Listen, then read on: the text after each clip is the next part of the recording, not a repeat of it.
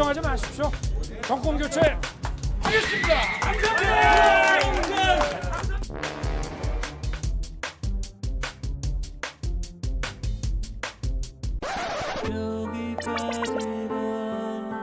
당 대표는 적어도 대통령 후보의 부하가 아닙니다.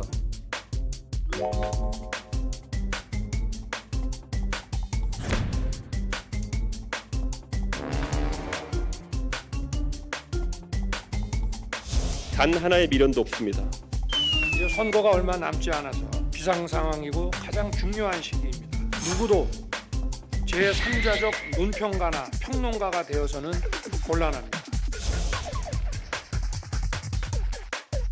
혹시 이준석 대표 뭐 사퇴 의사가 있었다 이런 그런 것까지 다 가감없이 다 전달했습니다. 네.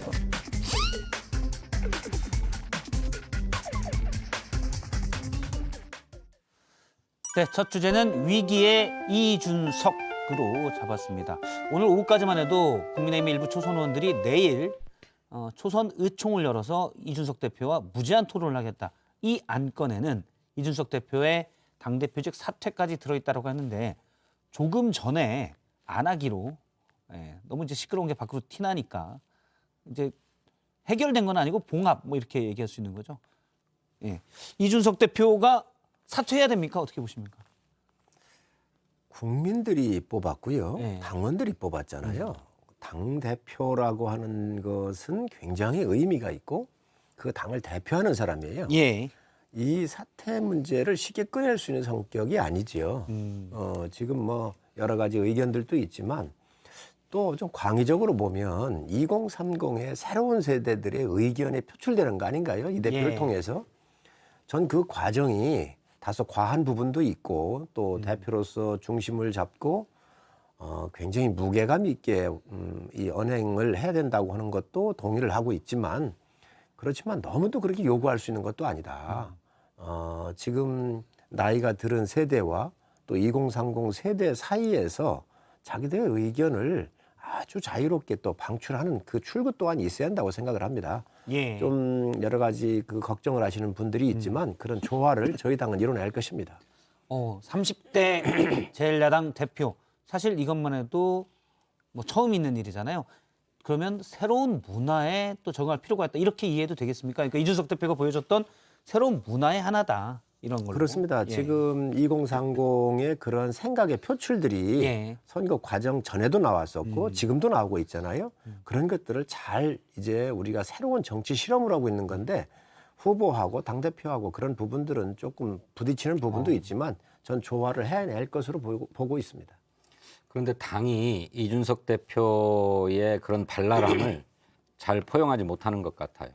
특히 윤핵관이라고 하는 윤석열 핵심 관계자들이 이준석 대표의 어떤 지휘를 받지 않으려고 하고 심지어는 이준석 대표를 인신공격까지 하는 이런 일들이 벌어지고 있습니다. 예. 그분들이 특히 조수진 최고가 공보단장이었습니까? 상임선대위원장의 지휘를 받아야 될 입장에 있는 분이 나는 윤석열 후보만만 듣는다.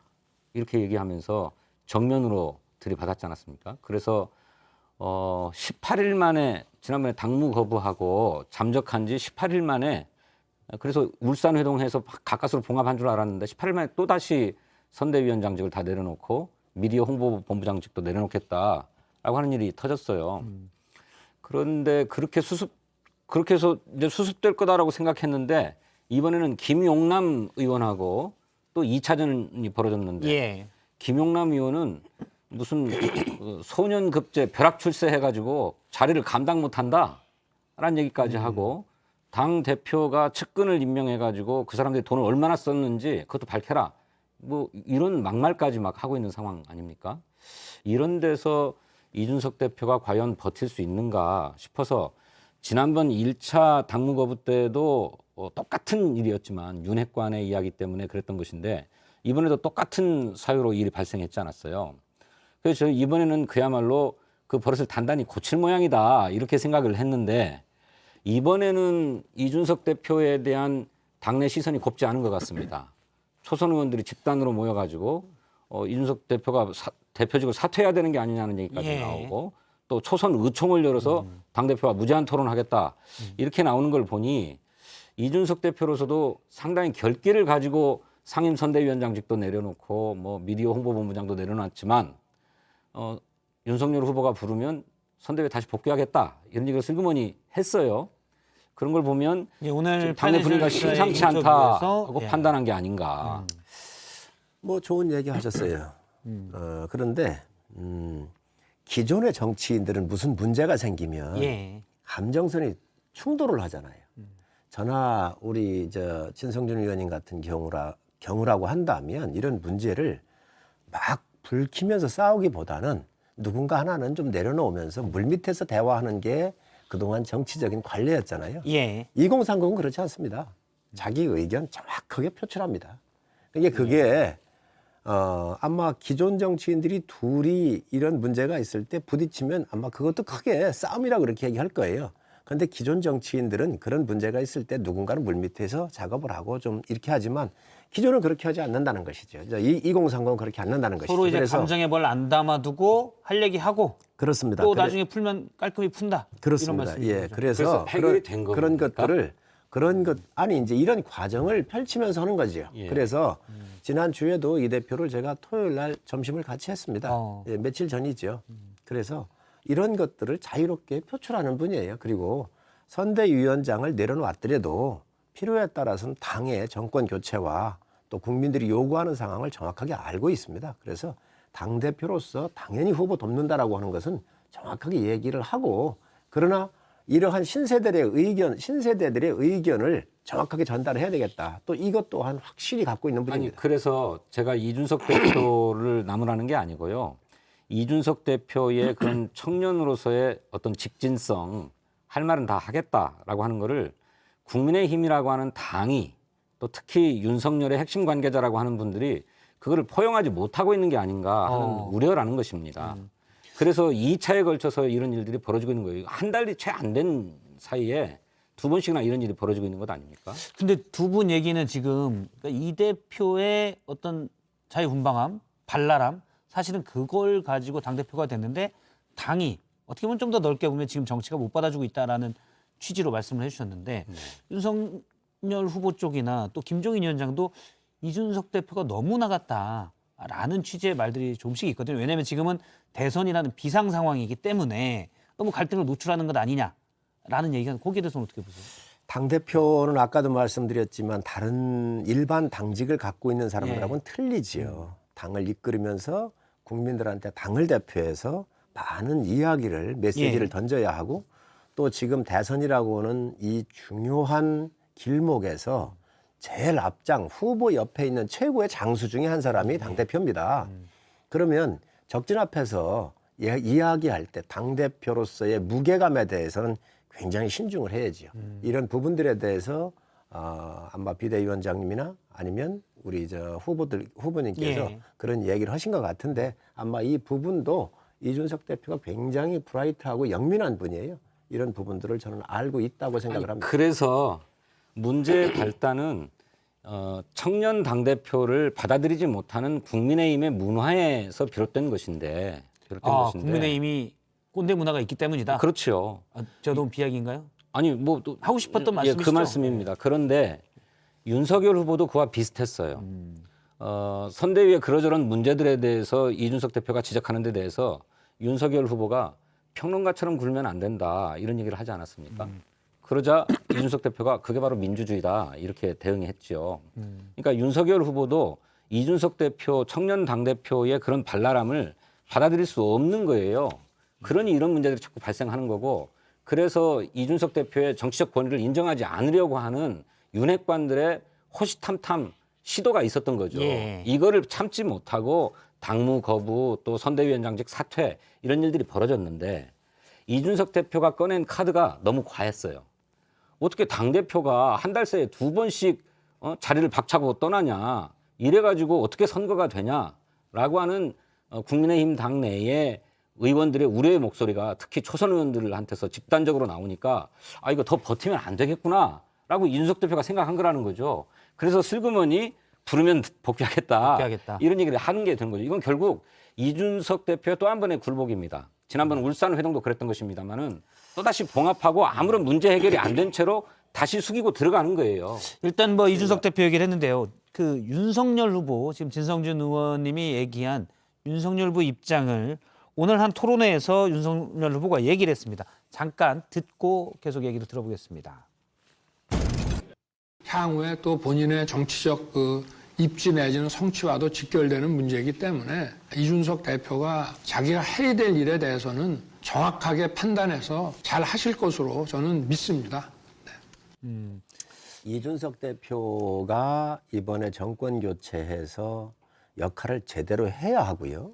또 이 정권 교체를 못하게 되면 뭐 후보는 물론이지만 그 다음으로 책임을 져야 될 사람이 이준석 대표입니다. 예. 이 역사적으로 국민이 부여한 이 임무에 대해서 정확하게 인지를 하고 있다는 거지요.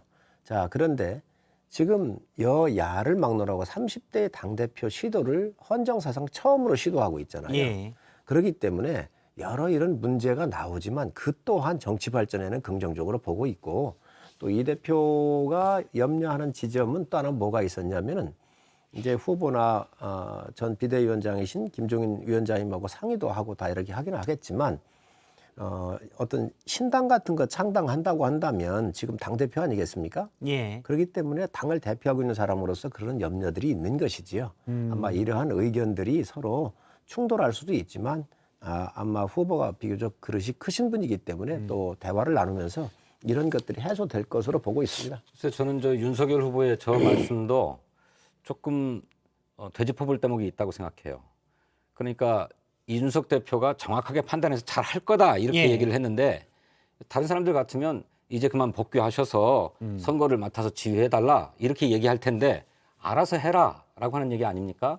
이 얘기는 돌아오든지 말든지 알아서 해라. 예. 이런 또는 이런 잘 의미로 알아서가 읽혀요.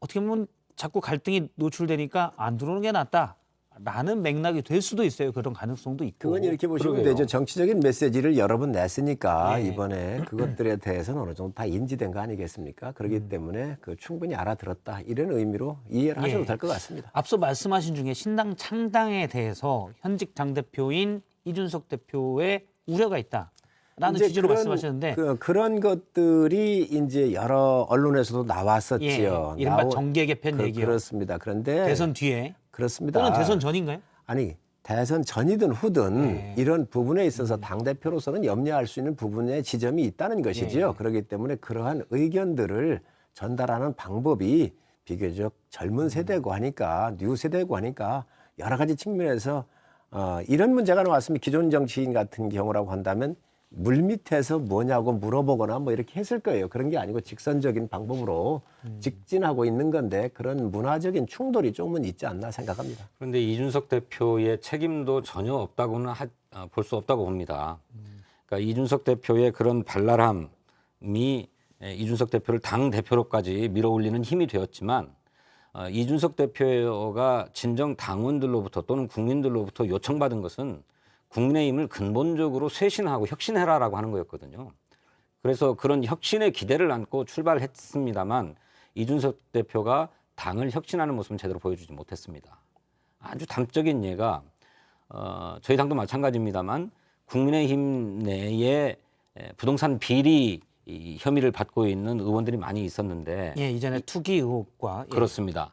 이분들에 대해서 뭐 민주당보다도 훨씬 더 강도 높게 징계하고 처분하겠다고 했습니다만 그냥 흐지부지 되지 않았습니까?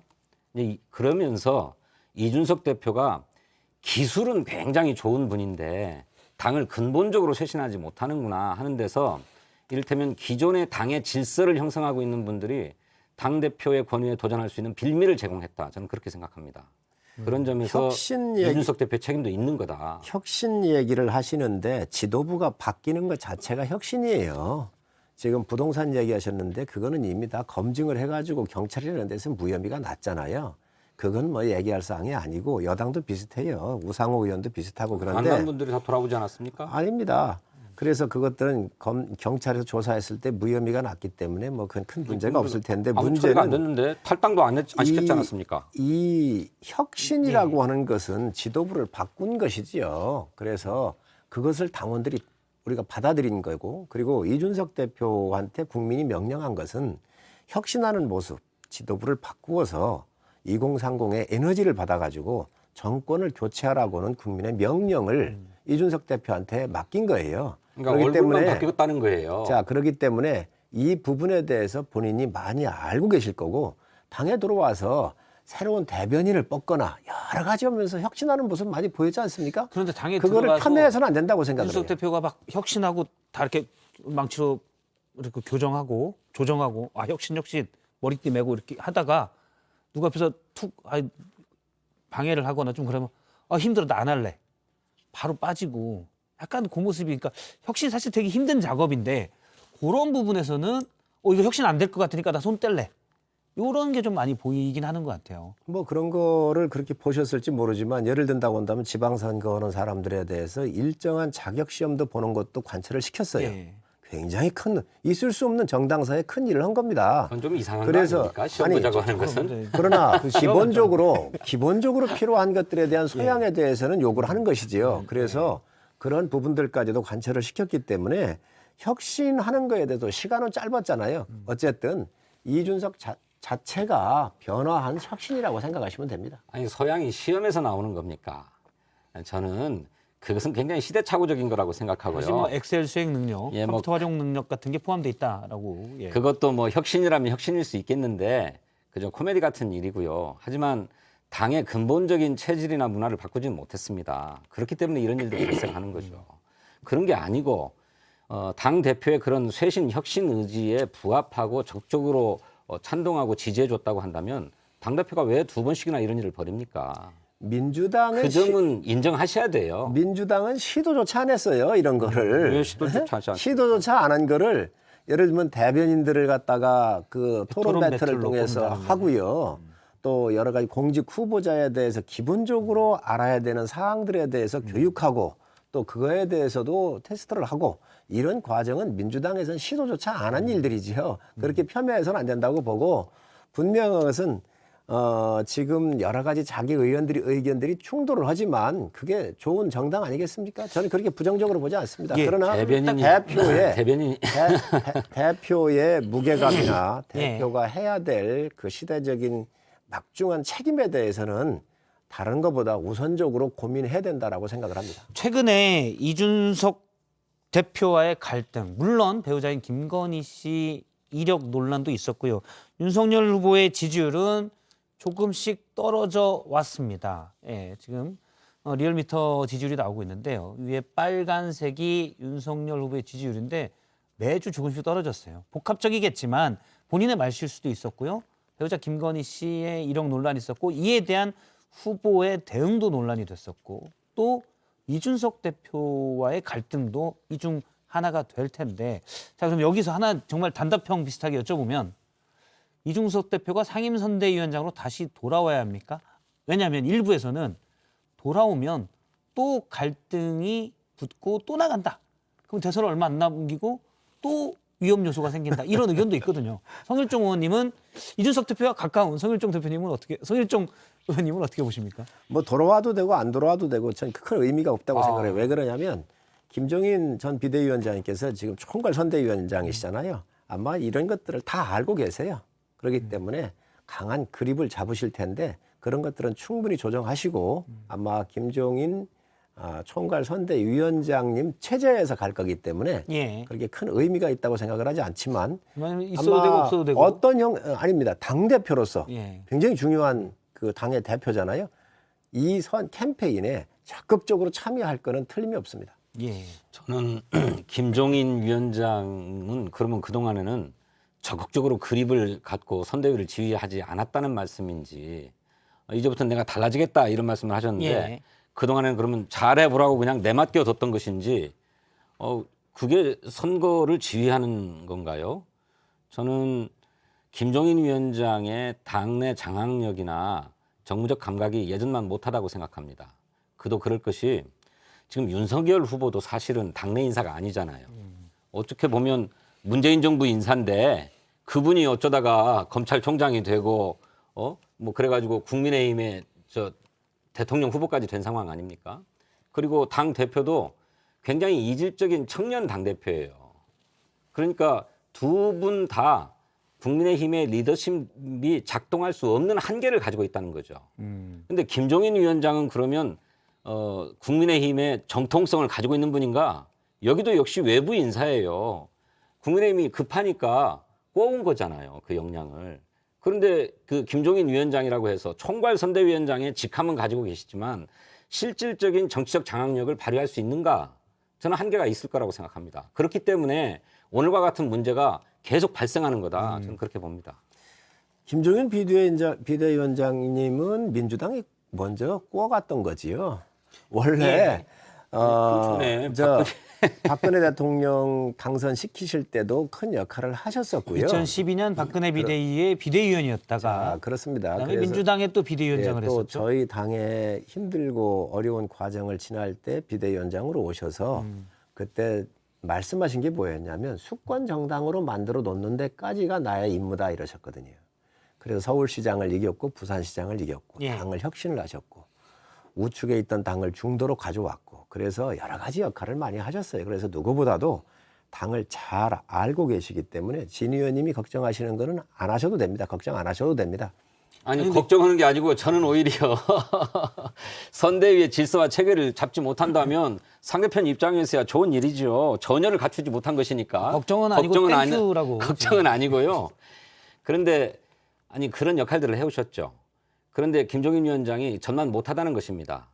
만약에 전과 같았으면 이런 일들이 이렇게 열흘씩, 일주일씩 가지 않습니다. 하루 이틀이면 정리해낼 수 있는 분이에요. 그런데 그것이 그 정도 원래는 그립이 있었는데. 그러면요, 그게 안 되고 있는 거잖아요, 지금. 그럼 두 가지네요. 지금 진성준 의원님의 표현을 빌려서 해석을 한다면 두 가지네요. 그립이 약해졌거나 또는 윤석열 선대위가 그립에서 벗어나 있거나. 희망사항이지요. 희망사항입니다. 우리 후보는 통합에 방점을 두신 분이에요. 그래서 좀 많은 분들이 들어오고 참여해 주셨으면 좋겠다 그래서 열린 플랫폼을 만들었어요. 그런데 김종인 비대위원장은 효율주의자라고 보시면 돼요. 뭐든지 일을 하면서 작고 강하고 기동력 있게 해야 된다라고 처음부터 말씀을 하셨어요. 지금 이게 이제 좀 통합의 중심을 두다가 방점을 두다가 보니까 거대하잖아요. 그래서 그런 것들을 다운사이징도 필요하고 예. 총괄 선대위에서도 좀 더 축약해서 가야 되겠다. 이런 과정에 있었기 때문에 그 과정에 이런 갈등이 있지만 아마 강한 그립감을 가지고 걱정하시지 않으셔도 될 겁니다. 비대위원장님의 능력에 대해서는 폄하를 좀 안 하셨으면 좋겠습니다. 걱정은 안 하는데 민주당 살린 게 그게 한 비대위원장이시잖아요. 달이에요. 네. 한 달 동안 이런 일들이 벌어지고 있는 거잖아요. 그리고 그래서 그 사이에 계속 윤석열 후보의 지지율은 정체 상태에 있다가 최근에는 빠지고 있고요. 추세가 그렇지 않습니까? 제가 일부 들었는데 그 얘기로는 얘기도 있더라고요. 김종인 위원장이 그립이 약할 뿐이 아니셔서 사실은 그립을 놓고 있는 희망사항이라니까요. 속셈이 있다. 뭐냐면 네. 윤석열 후보의 지지율을 좀 아주 좋아하고 떨어뜨려서 있습니다, 지금. 내부 갈등을 놔두고 윤석열 후보의 지지율을 이건 뇌피셜입니다. 지지율을 좀 떨어뜨려서 나중에 대선에 임박해서 윤석열 후보가 내각제 개헌과 대통령으로 당선됐을 때 임기 단축 이런 것들을 약속하게끔 하려는 네. 그런 노림수가 있지 않느냐라는 정치적 상상의 소리를 들은 적이 있습니다. 네. 그건 뭐 상상은 추론입니다. 자유니까. 예. 알겠습니다. 그냥 상상이네요. 뭐 반응이 시원찮습니다. 예, 알겠습니다. 알겠습니다. 그러면 그럴 가능성이 없기 때문에 예. 그냥 일부에서 얘기했었던 이야기일 겁니다. 알겠습니다. 그러면 이준석 대표의 위기는 여기까지 들어보고요. 일단 내일 초선 의원들은 의총을 열지 않겠다. 뭐 이렇게 초선 얘기를 의총이라는 게 없습니다. 모임? 의총은 예. 초선 의원 간담회지요. 의총이라는 건 없습니다. 조선원들이 다 함께 모여서 회의를 한다 이런 뜻이겠죠. 예. 알겠습니다.